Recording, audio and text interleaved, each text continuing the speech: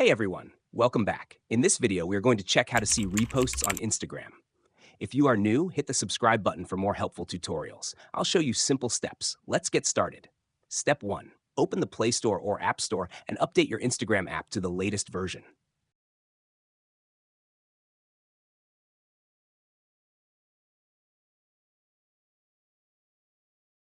Step 2. Open Instagram and tap on your profile icon at the bottom right.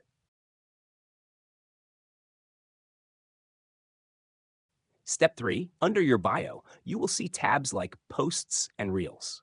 If you have reposted something, you will also see a Reposts tab. Tap on it.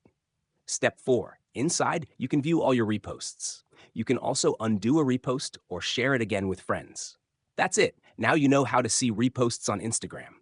If this video helped you, give it a thumbs up, leave a comment, and don't forget to subscribe for more tutorials.